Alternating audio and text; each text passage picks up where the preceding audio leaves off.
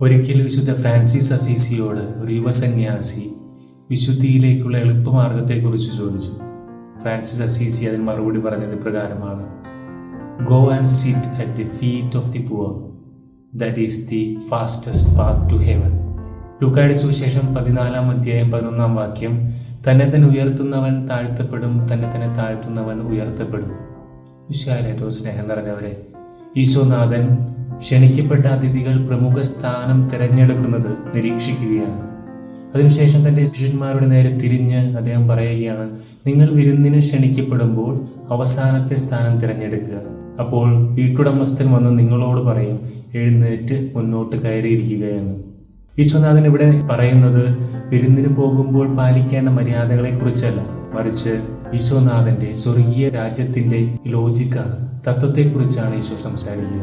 In God's eyes the lowly are lifted and the proud are passed over. Mother Teresa Nobel സമ്മാനം സ്വീകരിക്കുന്നത് 1979-ലാണ്. Nobel സമ്മാനം വേദിയിലേക്ക് അമ്മ കയറി ചെല്ലുന്നത് വളരെ ലളിതമായ തൻ്റെ സാരി ഉടുത്തിട്ടാണ്. അമ്മ കയറി ചെല്ലുമ്പോൾ അവിടെ കൂടിയിരുന്ന വിശിഷ്ടാതിഥികളും മാധ്യമപ്രവർത്തകരും വളരെ വലിയ കാര്യങ്ങളാണ് അമ്മയിൽ നിന്ന് പ്രതീക്ഷിച്ചത്. പക്ഷേ അമ്മ അവരോടൊന്ന് പറഞ്ഞത് ഉപേക്ഷിക്കപ്പെടുന്ന അവരുടെ മൂല്യത്തെക്കുറിച്ചാണ്. അതിനുശേഷം അമ്മ അവരോട് പ്രകാരം പറയുകയുണ്ടായി: if you are too busy to care for the poor, you are too busy for God. പ്രിയമുള്ളവരെ, അമ്മയുടെ മഹത്വം എന്ന് പറയുന്നത് നോബൽ സമ്മാനം സ്വീകരിച്ചു എന്നതിലല്ല, മറിച്ച് എളിമ നിറഞ്ഞ ഇടം തിരഞ്ഞെടുത്തു എന്നുള്ളതാണ്, അവസാനത്തെ ഇടം തിരഞ്ഞെടുത്തു എന്നുള്ളതാണ്.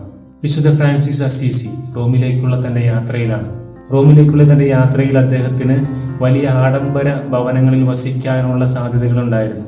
പക്ഷേ ഫ്രാൻസിസ് അസീസി തെരഞ്ഞെടുത്തത് റോമിലെ സെന്റ് പീറ്റേഴ്സ് ബസിലിക്കയോട് ചേർന്നുള്ള വലിയ തൂണുകൾ, ആ തൂണുകൾക്ക് അടിയിൽ കിടന്നുറങ്ങുന്ന ഭിക്ഷയാചിക്കുന്ന ആ മനുഷ്യരോടൊത്താണ്. അതിനെക്കുറിച്ച് അസീസി പിന്നീട് പറയുന്നത് പ്രകാരമാണ്: I have never slept so closer to God. ഇതിനു മുൻപ് ഇത്രയും അടുത്ത് ഞാൻ ദൈവത്തോടൊത്ത് ചേർന്ന് ഉറങ്ങിയിട്ടില്ല എന്ന്. പ്രിയമുള്ളവരെ, വിശുദ്ധി എന്ന് പറയുന്നത് എളിമയുള്ള ഇടങ്ങൾ തിരഞ്ഞെടുക്കുന്നതാണ്, എളിമ നിറഞ്ഞ ജീവിതം നയിക്കുന്നതാണ്. വിശുദ്ധ ഫ്രാൻസിസ് അസീസി ചെയ്തതുപോലെ, ഈശോ നമ്മെ കാണിച്ചു തന്നതുപോലെ. ഒരു ഇംഗ്ലീഷ് പദ്യം ഇപ്രകാരമാണ്: if you want to rise, kneel first, for grace falls down not up. The thrones in heaven aren't climbed by fame, but by the cross and not by name. സ്വർഗത്തിലേക്കുള്ള ചവിട്ടുപടി എന്ന് പറയുന്നത് ഭൂമിയിൽ താഴേക്ക് ഇറങ്ങുക എന്നുള്ളതാണ്. നീ ഭൂമിയിൽ എളിമയോടുകൂടി ആയിരിക്കുമ്പോൾ, മറ്റുള്ളവരെ സഹായിക്കുമ്പോൾ, ഈ സ്വർഗത്തിലേക്കുള്ള ചവിട്ടുപടികൾ ഓരോന്നായിട്ട് കയറുകയാണ്. ഈശോ നമ്മോട് ഇന്നത്തെ സുവിശേഷത്തിലൂടെ പറയുന്നത്: പ്രിയമുള്ളവരെ, എളിമയുള്ളവരാവുക, എളിമയുള്ള ജീവിതം നയിക്കുക. നമ്മുടെ കൂട്ടായ്മകളിൽ, നമ്മുടെ കുടുംബ ബന്ധങ്ങളിൽ, നമ്മുടെ സന്യാസ ബന്ധങ്ങളിൽ പലപ്പോഴും നമുക്ക് നഷ്ടപ്പെട്ടു പോകുന്ന ഒരു പുണ്യം തന്നെയാണ് എളിമ എന്നുള്ളത്. ഒന്ന് ചിന്തിച്ചു നോക്കിയാൽ, എളിമയോടുകൂടി ഒന്ന് സംസാരിച്ചിരുന്നുവെങ്കിൽ, എളിമയോടുകൂടി ഒന്ന് നോക്കിയിരുന്നുവെങ്കിൽ, എളിമയോടുകൂടി ഒന്ന് പെരുമാറാൻ സാധിച്ചിരുന്നുവെങ്കിൽ പല കുടുംബ ബന്ധങ്ങളും ഇന്നും നിലനിന്നേനെ, പല സന്യാസ കൂട്ടായ്മകളും ഇന്നും നിലനിന്നേനെ, പല പ്രശ്നങ്ങളിൽ നിന്ന് നമുക്ക് ഒഴിഞ്ഞു നിൽക്കാമായിരുന്നു. പ്രിയമുള്ളവരെ, അതുകൊണ്ട് തന്നെയാണ് വിശുദ്ധ അഗസ്റ്റിന് പ്രകാരം പറയുന്നത്: മാലാഖമാരെ പിശാചുക്കളാക്കി മാറ്റിയത് അവരുടെ അഹങ്കാരമാണെങ്കിൽ, മനുഷ്യനെ മാലാഖമാരാക്കുന്നത് അവൻ്റെ എളിമയെന്ന പുണ്യമാണ്, എളിമയെന്ന ജീവിത ശൈലിയാണ്. ഏറ്റവും സ്നേഹം നിറഞ്ഞവരെ, നമുക്ക് ആത്മാർത്ഥമായിട്ട് പ്രാർത്ഥിക്കാം.